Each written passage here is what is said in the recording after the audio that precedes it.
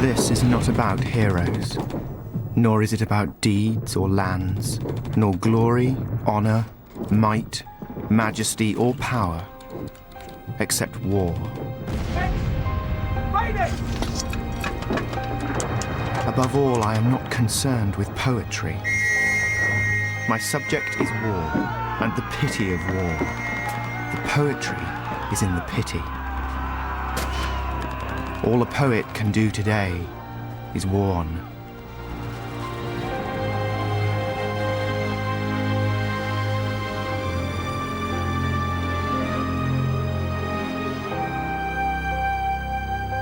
For me, Wilfred Owen is the greatest poet of the First World War. No one has ever written as vividly about battle.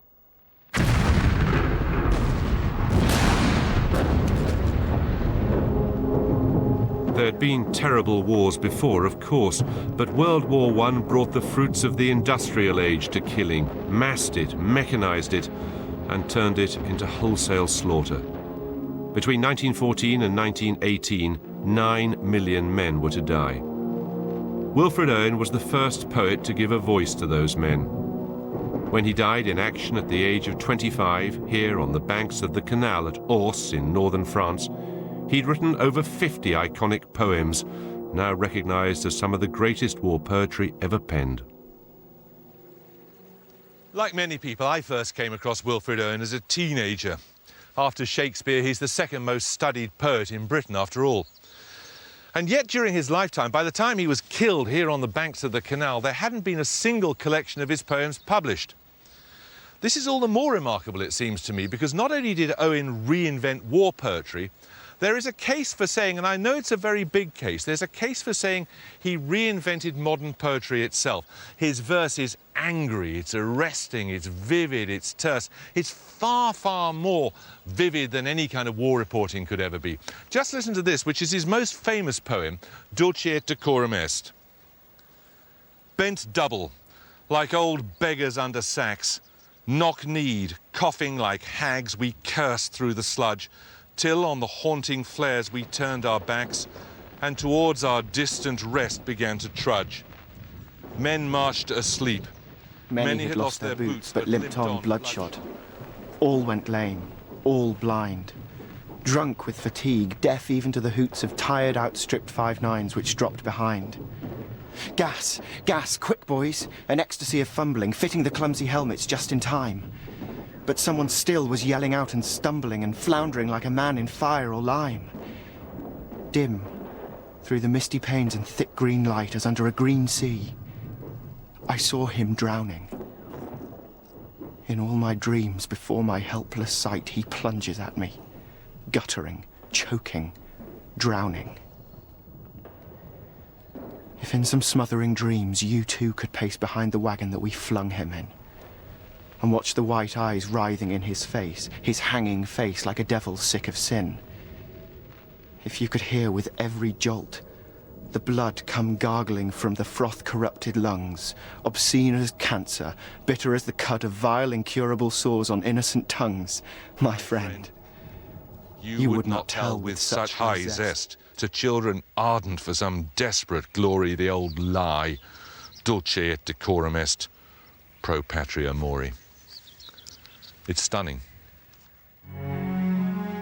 But one of the many ironies of Owen's story is that what made him a great poet also killed him. It was being thrown into the horror of war that turned him from an unexceptional, frankly rather wet young man into a proper poet and a genuine military hero. What could be more opposite than war and poetry? And yet the reason Wilfred Owen is such a great poet is that he embodies these contradictions.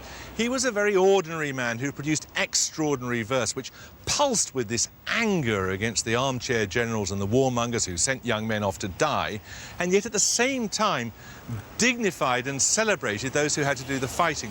His most famous poem rails against the idea of dying for your country, and yet of course that's precisely what he did.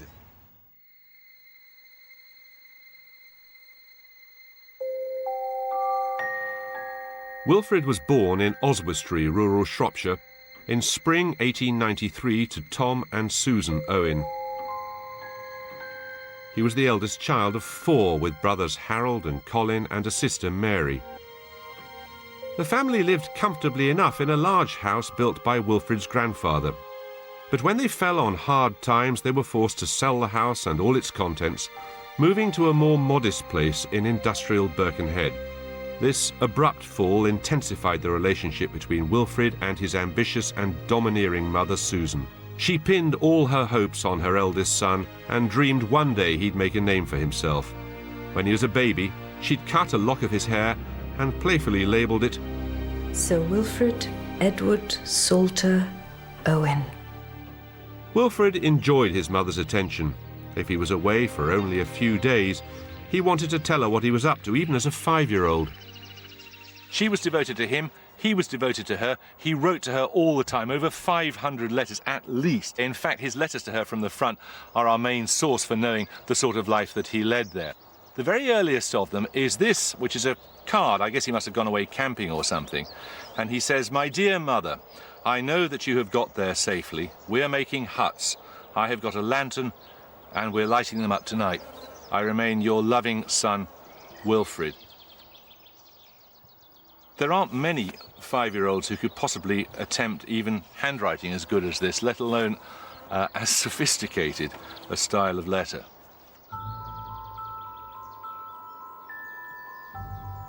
By the time Wilfred was 11, he was a sensitive, bookish child, so in love with Keats and Shakespeare that he was already dreaming of becoming a poet himself. Inspired by a holiday in Broxton, Cheshire, Owen even wrote some early and, I have to say, not particularly successful attempts of his own.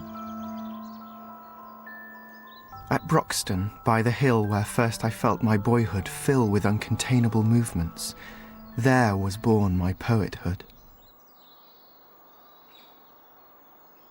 If this rather precious boy was to achieve his ambition, he would have to enter the world of books. University was the thing. But in Edwardian England, standard education was only provided up to the age of 12. It obviously wasn't going to be enough. But university was the preserve of the rich and privileged 1% of the population. At 18, Owen did manage to get a place at London University, but as he could only study part-time through correspondence, he needed to earn enough money to keep himself alive. Writing to his mother, he began to weigh up his options. It seems the time is ripe for me to wrench myself from home. Which risk shall I take? Borrowing money, or put myself at the mercy of a reverend man, to become the assistant of some hard-worked or studiously inclined parson, who may be exacting, eccentric, and intolerant?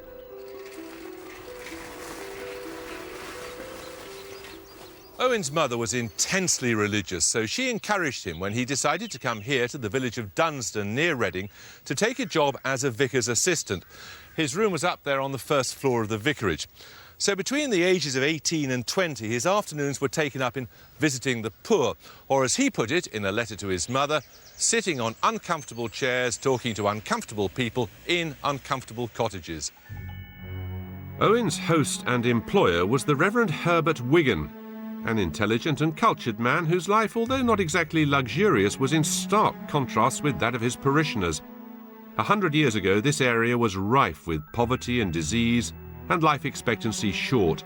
Many of the congregation lived in one-room hovels. Just down the road from the vicarage is All Saints' Church. I've come to meet local historian Jean Eastwood. What would a vicar's assistant have to do? Attend services, and on some Sundays there were about 6 services. Mothers' meetings in the afternoons, and he was also made a correspondent of Dunsdon School. What does that mean? It sounds very grand, and he found it very ironic and laughable. So he writes all this boring stuff, like the minutes of the previous meeting were read and confirmed. That's right. He's got nice writing, hasn't he? He's got very clear writing. It says here, the Master's Gardens. He put an apostrophe there and joined the R and the S, which he shouldn't have done, of course. And they agreed upon a new fence. A new fence was agreed upon. The old gate was to be repaired. This was quite a Oh, it's quite a mundane existence for a young, energetic man. Do you think he enjoyed his time here? The situation in the vicarage itself he didn't like. He didn't like the fact that here was this man living on his own and he had this whole host of servants. The vicar? The vicar, yes. And whereas he was going out and visiting these poor people in the cottages, suffering from diseases and so on, he found it all so hypocritical somehow or other. I am holding aloof from the shortbreads, and I mean to give some to a little girl of 5, fast sinking under consumption. Isn't it pitiable?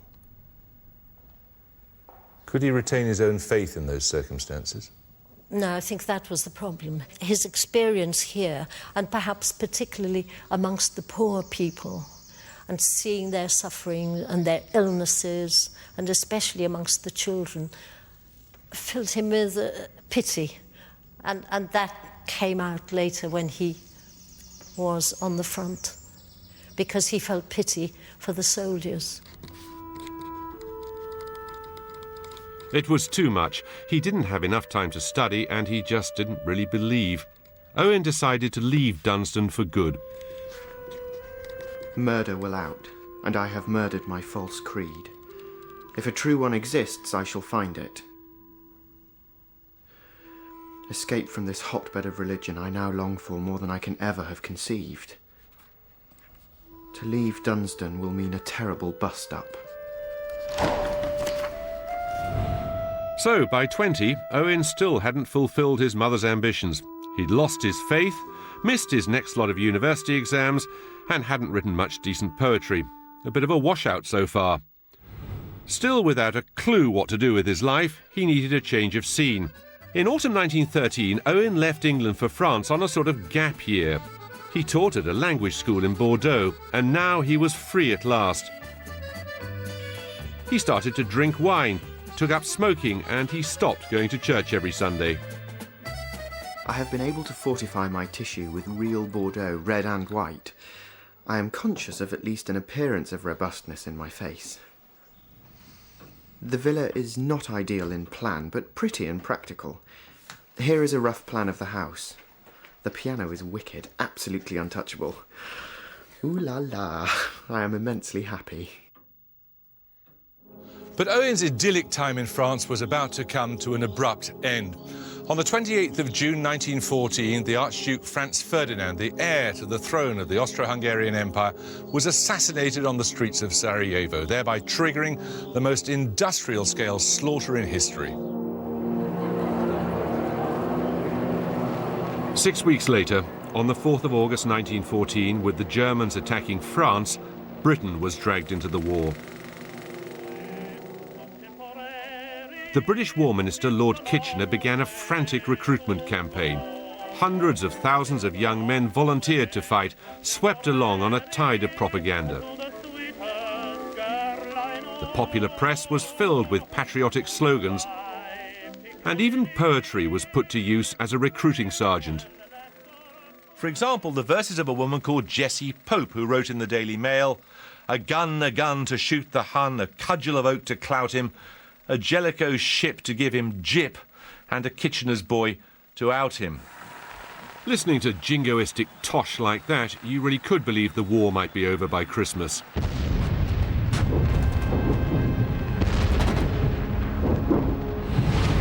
But a year later, the carnage seemed unending, with hundreds of thousands dying on the battlefields. It was now clear the end of the war was anything but imminent. By 1915, Wilfred Owen was getting increasingly uncomfortable with his position. He'd heard the guns booming in northern France, he'd been to a military hospital and seen the terrible injuries suffered by young men who had volunteered.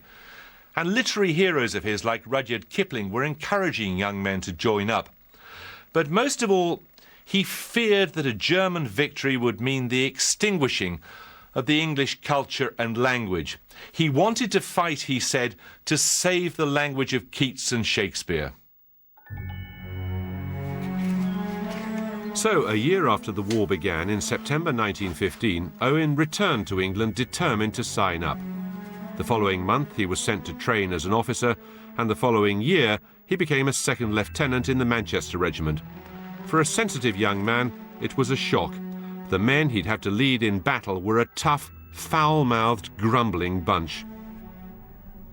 The generality of the men are hard-handed, dogged, loutish, ugly, coarse, ungainly, unlovely Lancashire soldiers, Saxons to the bone. The roughest set of knaves I have ever been herded with. Even now their vile language is shaking the flimsy door between the rooms. As a new officer, Owen had to teach his men to fight with gruelling drills and exercise, and he got to grips with the new weapons of trench warfare. Lieutenant Colonel Duncan at the Defence Academy in Wiltshire has a collection of them. Is that what was called a Mills bomb? It is a Mills bomb, Mills grenade, yes. A true product of trench warfare.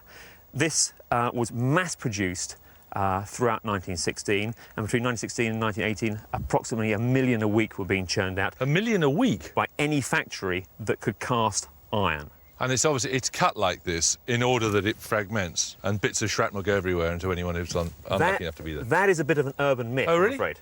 It's etched as a pineapple on the outside, so that in a trench where it's wet, it's muddy, you can grip it. In order to throw it, you simply pull the pin. When your hand is clear of the grenade, you confirm that the pin is away, look at the bomb, and in 1916 they were taught to bowl it with a straight arm. The troops would have used cricket balls to practice throwing them. Spin or seam? I imagine it was spin. Pull the pin.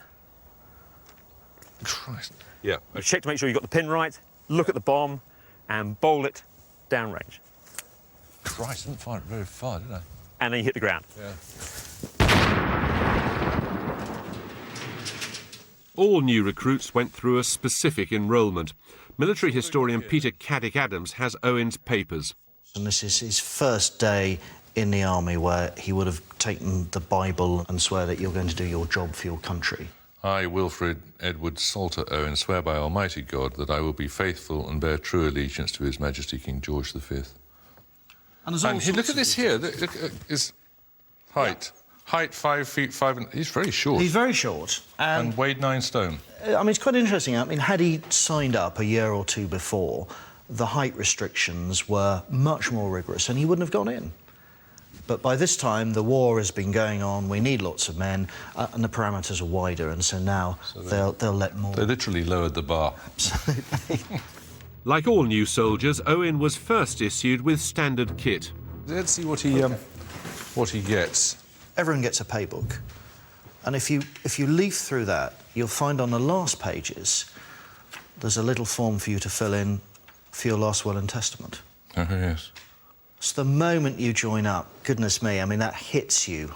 You suddenly realise that the contract you're signing up for, it could be an ultimate one. The specimen will they've got here, in the event of my death, I give the whole of my property and effects to my mother. That's the specimen one. What's this here? That's a tin of what you and I would call corned beef. Yeah. But, of course, in those days, it wasn't called corned beef, it was bully beef. And that name's interesting. It comes from bœuf bouillé, which is what the French called their boiled meat in Napoleon's day. So, of course, soldiers could never, ever pronounce foreign words, so they bastardised them and you get bully beef. Phrase books. This is basically how to get on with the French army. Head wounded in, finger wounded in. Wounded? Yes, where? In the foot. Blessé, oui, au pied. And there's lots of little sort of items that a department store would try and sell you as a sort of newfangled device to make life easier in the trenches. This is rather fun. This is your knife, fork and spoon set, and you can see it all sort of folds away. Absolutely. And it's a bit like a sort of penknife. But you've got everything there in a tiny little bag. Again, private purchase. Your wife might buy it for you, or a sweetheart. Bits and pieces like this, a trench torch. Oh, trench torch. I thought it was a hip flask. I'm sure there's a hip flask somewhere. What was an officer expected to learn to do? There's a whole series of lectures that a senior officer, like a major, would have given to the junior officers on how you conduct yourself. And if you're a soldier like Owen, you're having to almost learn at the same time. So you're having to learn quicker, show that you're more competent, inspire their trust, and thus gain their respect as you all go through the same rigorous training programme yourself, leading by example. And that's the sort of world that Owen would have been thrown into and it's completely different to everything he's ever done before.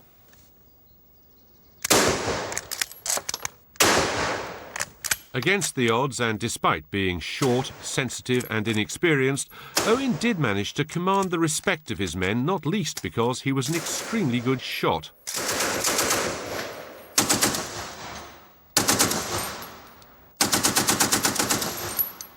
It's a horrible sound, isn't it?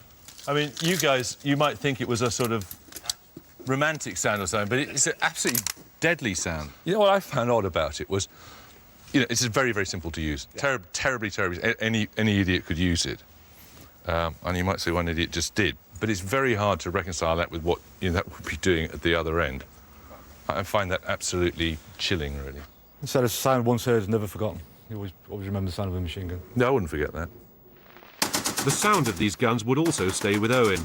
Later, he would mimic their staccato rhythm in his poetry. The bullets chirped, in vain, vain. Machine guns chuckled, tut-tut, tut-tut, and the big gun guffawed.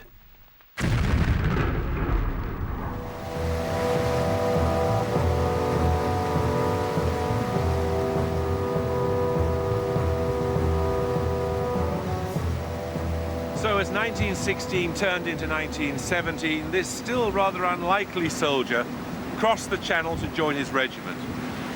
When he arrived, he wrote to his mother, "There is a fine, heroic feeling about being in France. I am in perfect spirits." What he didn't tell her was that at that stage of the war, the life expectancy of an officer in the front line was measured in days. Wilfred Owen was on course for the Somme area, the crucible of trench warfare. The battle, which had begun in July 1916, was a series of British-French assaults on well-established German positions in northeastern France. Films of the greatest historical event that has ever yet been picturized were watched by awestruck civilians all over Britain. But the worst horrors were never shown. Although tanks were used in the battle, on the first day alone, 60,000 men were casualties, a third of them killed. Many were volunteers who had never been in action before. By the time Owen arrived here in Picardy in 1917, 1.5 million British soldiers were engaged in trench warfare. Appalled by the shattered landscape he saw, he later wrote, My soul looked down from a vague height with death, as unremembering how I rose or why, and saw a sad land, weak with sweats of dearth, grey, cratered like the moon with hollowed woe, and pitted with great pox and scabs of plagues. Across its beard, that horror of harsh wire, there moved thin caterpillars, slowly uncoiled. It seemed they pushed themselves to be as plugs of ditches where they writhed and shriveled, killed.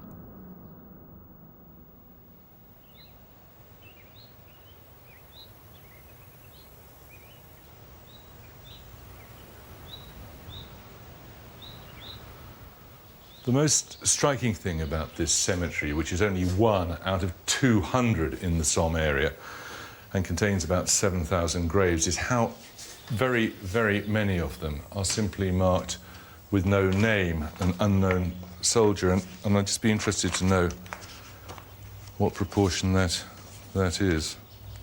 Yeah, 7,000 graves, of whom 2/3 are unidentified.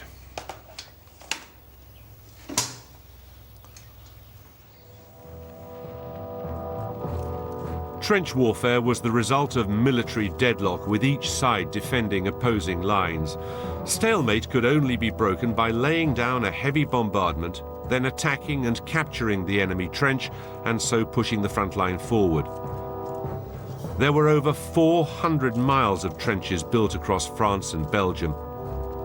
They weren't just a fighting system, they were where soldiers lived, ate and slept. Taff Gillingham has accurately recreated a section of a front line. So this is a fairly typical British trench, is it? Yeah, it is typical, yes. Duckboards in the bottom. I mean, today is a very dry day. The mud's all dried up. But when it's wet, if it's been pouring with rain, the mud's just really sticky. It's pulling at your boots all the time. Water and lots of men produce huge amounts of mud. It was the biggest nightmare. It gets in your food, it gets in your clothes, it gets in your hair, and more importantly, it gets in the weapons. And it's a nightmare for the fellas just to keep the things clean so they're ready to use at all times. After those 2 days, we were let down gently into the real thing, mud. It has penetrated now into that sanctuary, my sleeping bag, and that holy of holies, my pyjamas. If there was a hit from an artillery shell, for example, I mean, that obliterates people. You simply cannot clear up all the dead bodies, can you? Well, I mean, the British were very good at that for two reasons. One is sanitation. The French tended to bury theirs just in the side of the trench and leave them, which was hugely insanitary. And bad for morale. The British realised that actually the last thing that you need to do is when you're waking up every day, you know, see all this stuff lying around. There are places where it did happen. The famous case of Farewell Freddie's hand, who hung out the corner of a trench and the soldiers would always shake his hand as they went past because they considered it good luck. But most of the time it was good for morale to clear up the mess, tidy it up and get them away. What were the main health problems that they faced? Trench foot was a big problem, especially... What is trench foot? Just explain. Well, people who have their feet immersed in water for days and days on end, eventually the feet just start to rot. So what they made sure was that every single day you'd have to take your boots off, you'd dry your feet, you'd get a dry pair of socks, and very quickly they started a programme of bringing whale oil along, and the NCOs would rub whale oil on the men's feet, and the officer would have to come along and inspect it and make sure it had been done. If you didn't take the precautions and you got trench foot, what happened to your foot? I mean, they literally do rot. They go very black, their toes drop off, and they are a real mess, you know, and very often fellows would have to have their feet amputated. Owen's most famous poem, Dulciet Decorum Est, contains this verse about a gas attack. Gas, gas, quick boys, an ecstasy of fumbling. How common were those gas attacks?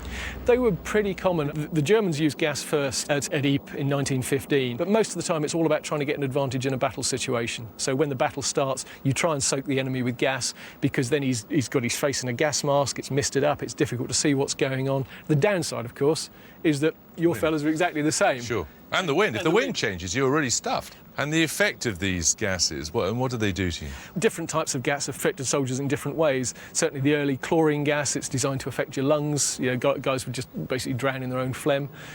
Later on, mustard gas was just designed to burn. And a lot of the time, it wasn't really designed to kill you at all. What you want to do, you want to knock a soldier out of the battle, and you want him to be a real drain on resources. Killing him's actually relatively cheap. You just bury him in a blanket. So as the war progresses, it's more about disabling soldiers than it is about killing them. You can imagine these guys were all prepared, tooled up, standing around waiting to go. And you know that there's barbed wire and machine guns out there. It must have been absolutely terrifying.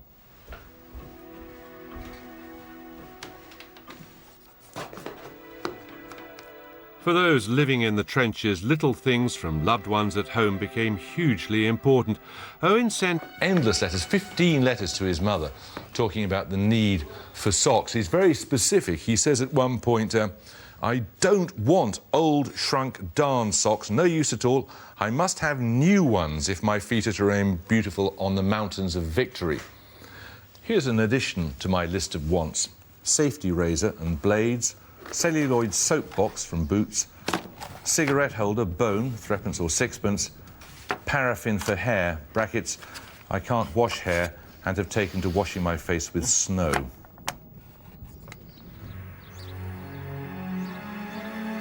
Wilfred Owen's first posting in the Picardy area was at Lassigny Farm in Serres. It was January 1917. The writer Helen MacPhail has spent years deciphering maps, battle plans and war diaries to pinpoint exactly where Owen fought. You get some sense of the ferocious storm of metal and explosive when you meet the local farmer, Monsieur Samien. That is a full shell, which I am not going to pick up. So this is an unexploded shell, isn't it? This is exactly what they say you shouldn't do, isn't it? Yes. Qu'est-ce que c'est ça? What is this? That was a gas shell and has exploded, and you can see the thickness of the iron still. And these come up every year, the iron harvest that comes up, it's extraordinary. It just appears, and then it is collected, and they're taken away and dealt with and made safe. You find this every year? Tous les ans. tous les ans. Yes, every year. Et je crois que mes enfants et petits-enfants vont en ramasser encore. Your grandchildren will be finding them too. Owen walked through this farm 2 weeks after he first arrived in France. This is where Owen actually saw the front line for the first time. So he came along here, and this would be the beginning of the communication trench, down to the actual front line, which is below us, and it's all looking sunny and calm and beautiful today. It wasn't then, though, of course, was it? It was January 1917. Which was the coldest winter in living memory, and frozen, mud, wet, really awful conditions. We had a march of 3 miles along a flooded trench. The ground was not mud, not sloppy mud, but an octopus of sucking clay, relieved only by craters full of water. High explosives were dropping all around and the machine guns spluttered every few minutes. Sackville Street runs down here, marked clearly, which was dug down into the ground as a communication trench leading straight down towards the front line. The British front line is here. Yes, and then... And the Germans are beyond on the high ground there. On the high ground there, and Owen was going to be posted into a dugout in the no man's land in between them. Here you've got a battalion defence scheme marked secret from January 17th, 1917, which is when Owen was here. The outpost line will be held at all cost, even if the flanks be turned. And it must be distinctly understood by all ranks that on no account must any retirement take place from any line. So it's unequivocal. Owen's orders instructed him to take his men to a German dugout much like this in the middle of no man's land. Now, when Owen had arrived in France, he'd actually rather enjoyed it. He described the base depot as rather like a holiday camp. The experience he had here over the next 2 days made sure he would never use that kind of language again. Now, Owen and his men only got here by slithering through mud, which was, he said, sucking at him like an octopus. Mud that was 3, 4, or some places 5 feet deep. When they arrived here, they were absolutely exhausted. And what followed was what Owen said was the worst 50 hours of his otherwise happy life. He wrote a letter to his mother. He begins in a rather plaintive fashion. I can see no excuse for deceiving you about these last 4 days. I have suffered 7th hell. I have not been at the front. I have been in front of it. I held an advance post, that is, a dugout in the middle of no man's land. The sing, sing, sing of the bullets reminded me of Mary's canary. On the whole, I can support the canary better. He says, I will only tell you about this because I am never going back to this awful post. Underlined, it is the worst the Manchesters have ever held, and we are going back for a rest. But he also describes in this letter how a sentry, a man whom he felt rather guilty about, was up on sentry duty when a shell landed, and he was blinded and he fell back down the stairs. And this experience sat in Owen's mind. At this point he wasn't writing any great poetry, but it sat in his mind, burned in his mind, until the time came when he put it into one of his most memorable poems. There we herded from the blast of whiz-bangs, but one found our door at last, and thud, flump, thud, down the steep steps came thumping and sploshing in the flood, deluging muck, the sentry's body. Then, oh sir, my eyes, I'm blind, I'm blind, I'm blind. Coaxing, I held a flame against his lids and said if he could see the least blurred light, he was not blind. In time they'd get all right. Through the dense din, I say, we heard him shout, I see your lights. But ours had long gone out. By now, early 1917, the Germans had realized their current lines of defense couldn't withstand another massed assault. Their plan was secretly to withdraw 30 miles to a completely new position, which the British called the Hindenburg Line. It was a system over 100 miles long, with concrete bunkers, machine gun emplacements, and massive belts of barbed wire. The Germans tried to destroy everything between the old front and the new line to make it harder for the Allies to attack. In April 1917, Wilfred and his men were again in front of the British front line. Their job was to hold this stretch of railway line. It was under intense German artillery bombardment. Wilfred himself crawled down the embankment, found a piece of corrugated iron and drew it over his head. But the most horrific thing of all that happened that day was that a German shell struck the top of the embankment here, and Owen himself was blown up into the air. When he came down, he realized that he was lying among the remains of a close friend, an officer known to everybody as Cock Robin. The experience had a terrible, terrible effect upon him. He wrote to his sister, "You know it was not the Boche that worked me up, nor the explosives, but it was living so long by poor old Cock Robin, who lay not only nearby, but in various places around and about. If you understand, I hope you don't."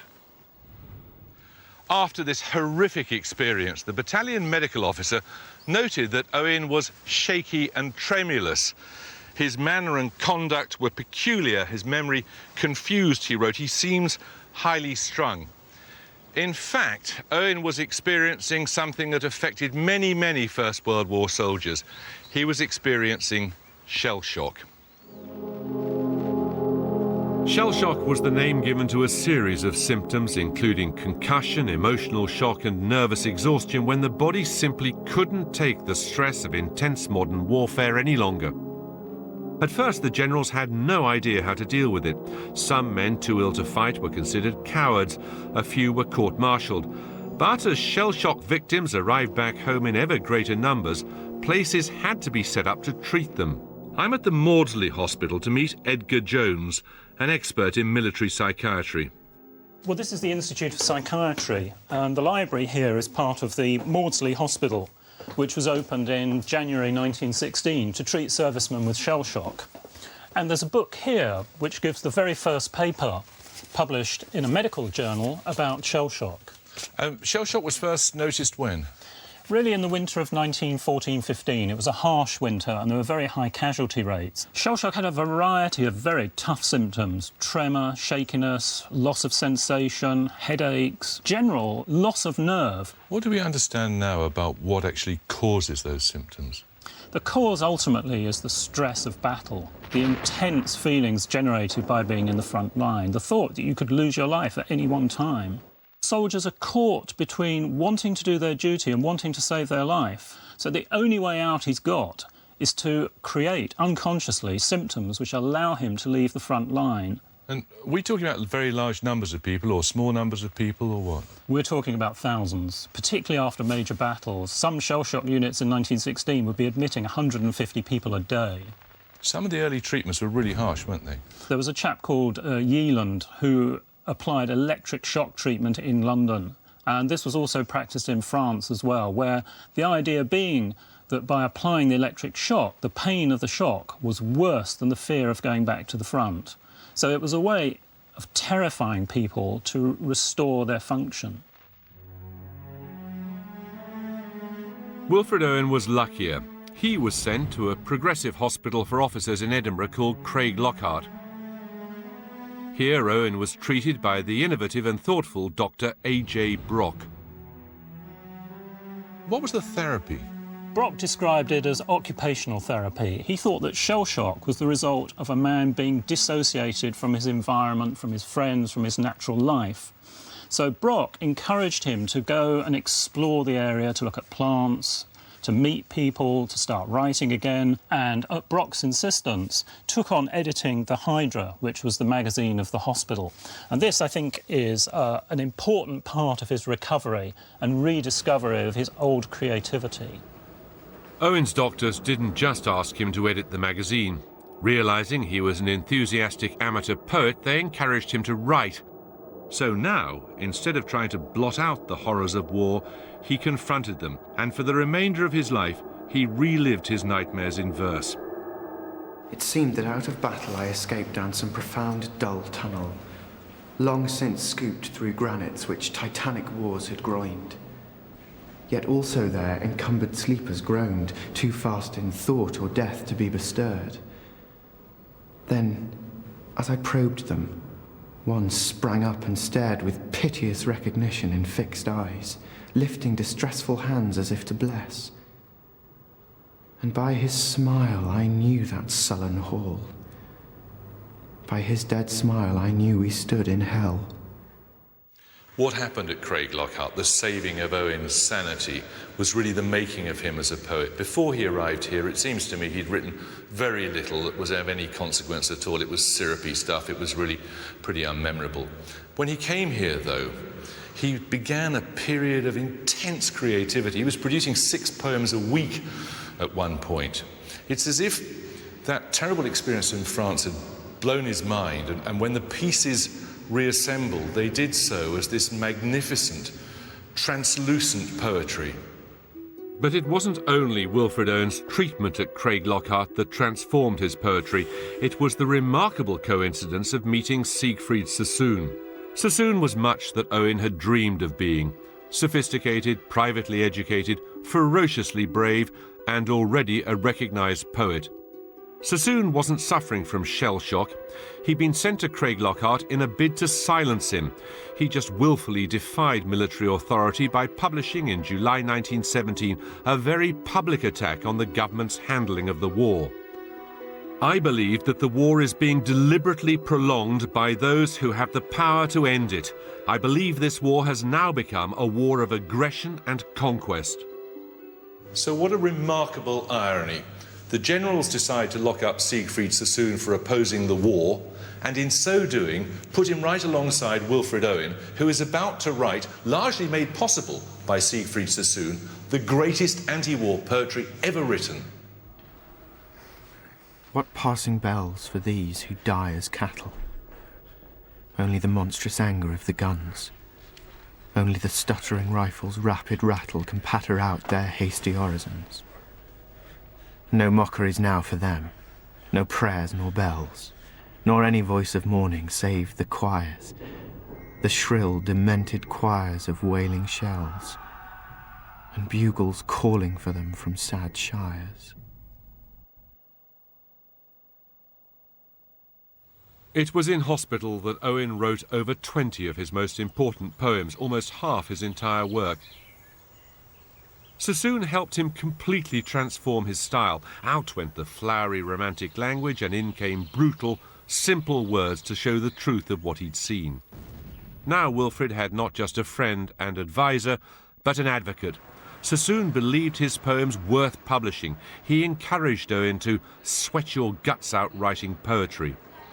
Owen's original manuscripts, showing this working relationship, are now kept in the high security vaults of the British Library in London, 20 metres below the Euston Road, under the custodianship of Jamie Andrews.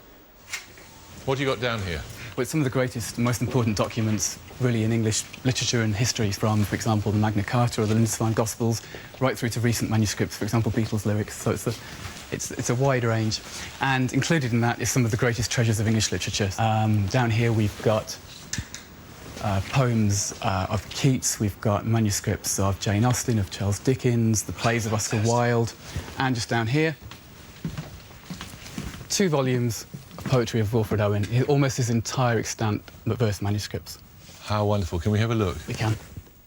The collection includes over 40 poems by Owen, including Anthem for Doomed Youth, which was written at Craiglockhart. Over the many drafts, we can see clearly how the poem developed with Sassoon's help. Do we know what he felt? I mean, Sassoon comes along, looks at his poem and says, well, that's pretty good, my boy, but I think you could improve it by just changing this word here or that word there. I guess a lot of poets would be have their noses out of joint at that. Anthem for Doomed Youth was one of his early Craiglockhart poems, and it's one of the first poems where you can see the real intervention that Sassoon and the real difference that Sassoon made to the poem. Here, almost, he's inviting Sassoon to choose. He's given 2 options for the anger of the guns. He writes only the monstrous anger of the guns, and above it, only the solemn anger of the guns. And he doesn't decide, he lets Sassoon decide. And Sassoon's choice is fairly clear. You can tell that he's deleted solemn for the much more vital, monstrous anger. And then in the next line, he says, let the majestic insults of their mouths, talking about the guns, and he's changed it to blind insolence, which is much stronger, isn't it? Yeah, and it was Sassoon who came up with the title and who altered it. Originally it was Anthem for Dead Youth. You can just see beneath there, dead, crossed out in Sassoon's handwriting, Doomed Youth, which is... Oh, Sassoon made it Doomed Youth? Yeah, which is just so... It's very significant. It's not talking about the result, that the soldiers, this youth, this generation of youth was dead, but it's talking about the process of this awful, slow, inevitable, I suppose, death. And it makes all the difference, the change in that one word. Owen looked up to Sassoon to a great degree, so it's no wonder that he accepts these changes, and most of them we can see. It's a good thing that he did. It improved the strength of the poem and the power of the emotions.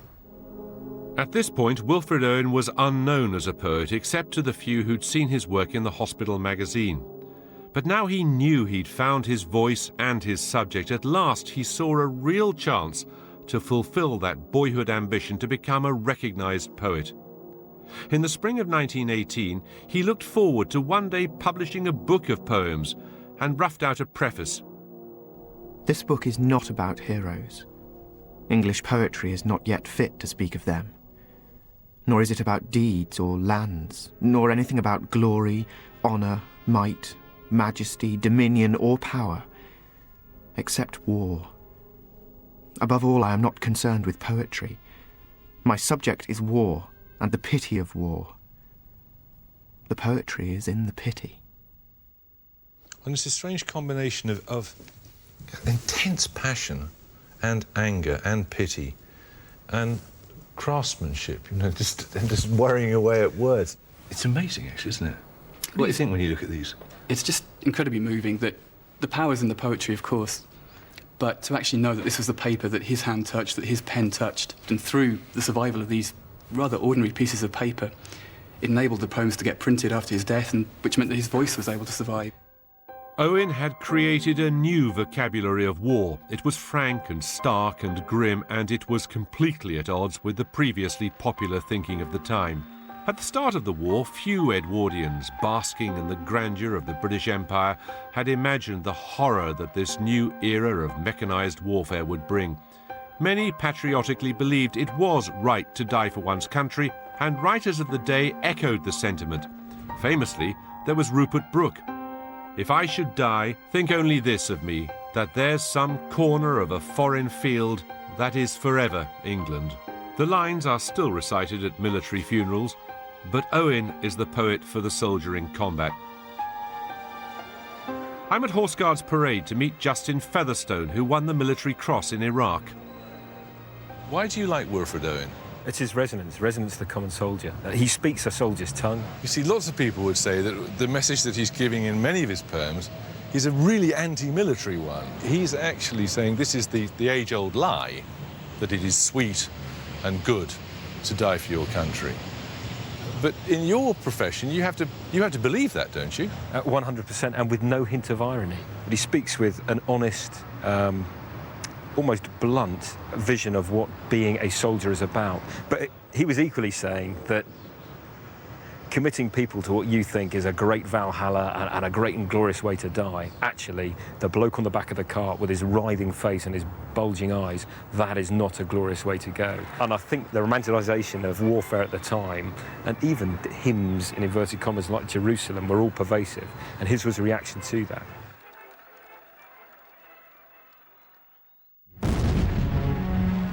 By the early summer of 1918, the Allies were losing the Eastern Front and Germany was still occupying vast tracts of Europe. In August, the British Commander-in-Chief, Douglas Haig, directed the start of an offensive along the Western Front in an attempt to force the Germans back. It was the start of the last 100 days of war. The treatment at Craiglockhart had been so effective that in only a year Owen had recovered. He was past fit for service. His mother was worried for him, and his friend Sassoon even threatened to stab him in the leg to prevent him returning. But Owen was determined to go back to the front. Returning would, he thought, give him the authority to speak. As an officer, he felt a responsibility to lead his men.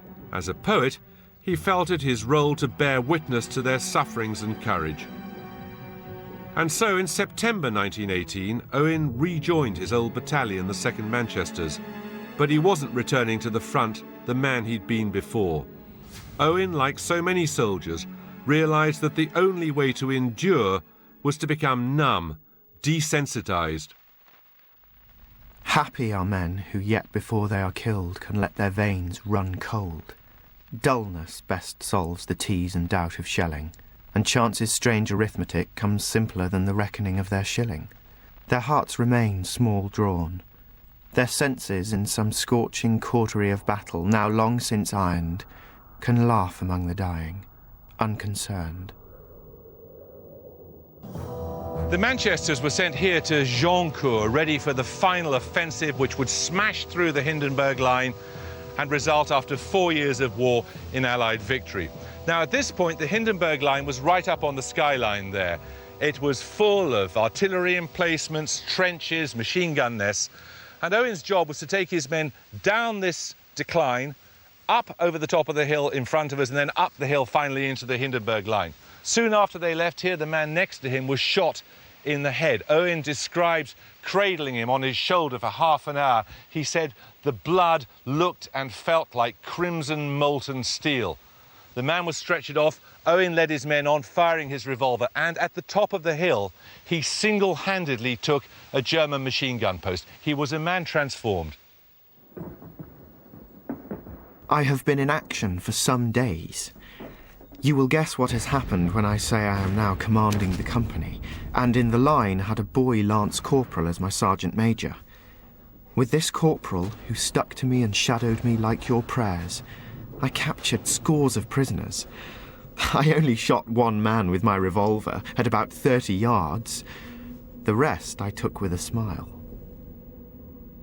Over 3 days in the front line, Owen was thrown into the eye of the storm. He'd become a superb soldier, fighting with precision, efficiency and selfless courage. His bravery was recognised. He was awarded the Military Cross. But more than any citation for gallantry, it's the words that Wilfred Owen uses himself when he writes to his mother to describe what happens, which tell us how much he's changed. I have no word to qualify my experiences, except the word sheer.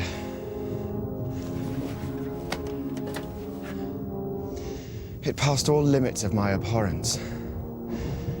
I lost all my earthly faculties and fought like an angel. I came out in order to help these boys, directly by leading them as well as an officer can, indirectly by watching their sufferings, that I may speak of them as well as a pleader can. I have done the first. Wilfred, and more than Wilfred. 4 weeks after that extraordinary talk of fighting like an angel, the 2nd Manchesters moved 20 miles towards the village of Ors. The wood here had been completely flattened by artillery bombardment, so Owen and his men needed to find somewhere they could shelter for the night. They sought refuge in a little forester's cottage right at the edge of the wood.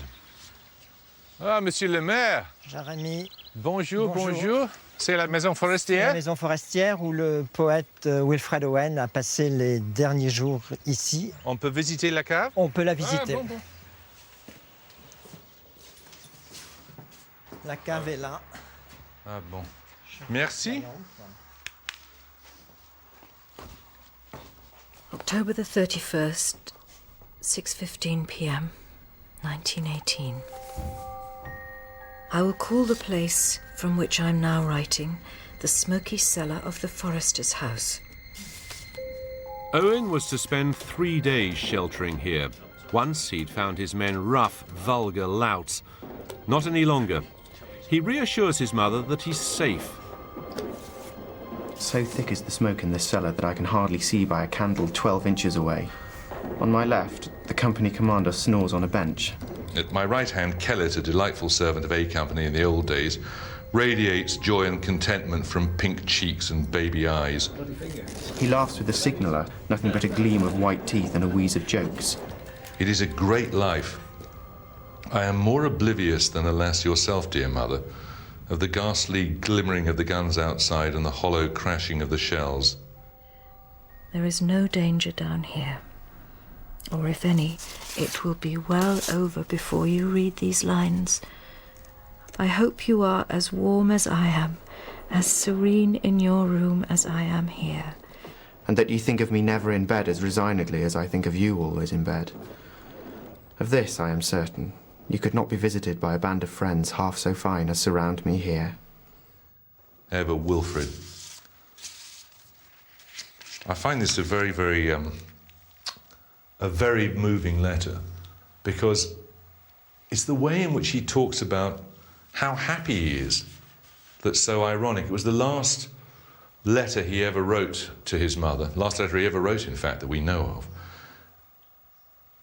And he seems to have reached some sort of contentment in this incredibly cramped and smoky environment with what, at least, from the sound of it, at least a dozen men in here in this tiny space, and rather oblivious to the dangers which would shortly kill him.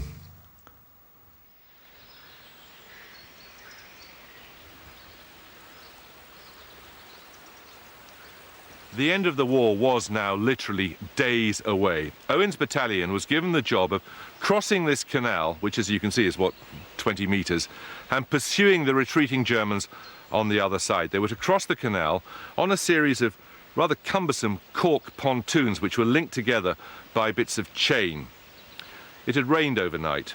November the 4th, 1918 dawned misty.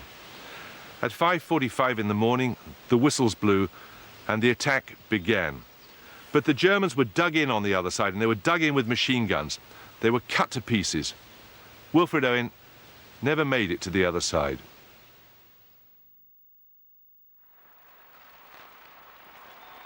Precisely 7 days later, on November the 11th, 1918, the First World War ended. It had taken the lives of young men in almost every village, town and city across the country, and in every village, town and city, people poured onto the streets to celebrate the Allied victory. In Shrewsbury, Susan Owen heard the church bells pealing, but at this moment of collective relief and joy, the final irony of Wilfred Owen's story was about to unfold. Susan Owen received the news of her beloved son's death on this Armistice Day, with the crowds cheering just outside her door.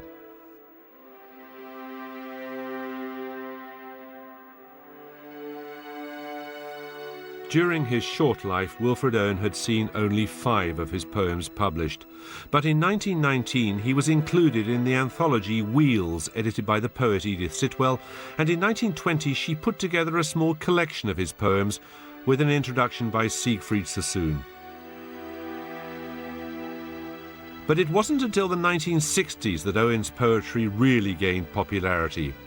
His unflinching depiction of war spoke powerfully to the protest generation. But these poems speak to every generation which chooses to listen. It seems to me that these beautifully tended war cemeteries tell something of a lie. With their immaculately straight ranks and their uniform headstones, they seem to suggest that all soldiers are the same. And they're not. Some of them were tall, some were short, some were fat, some were thin, some were sporty, some were bookish, some probably were fearless, and many were utterly terrified. And what Owen does is to enable us to understand that war is about more than the strategies of generals or the manufactured animosities of politicians.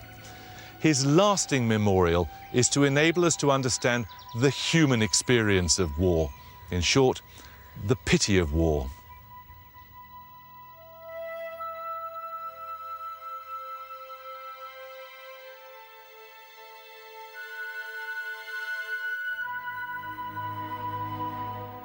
There's another chance to see coverage from this morning's Remembrance Day commemorations at the Cenotaph over on BBC Two now.